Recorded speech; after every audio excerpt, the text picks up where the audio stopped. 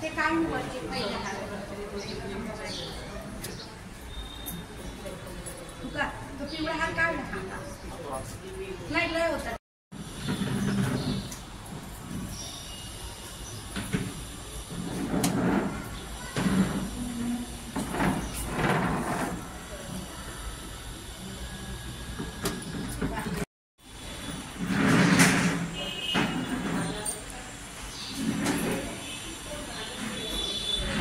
मी तुकाराम उकडा दुधे.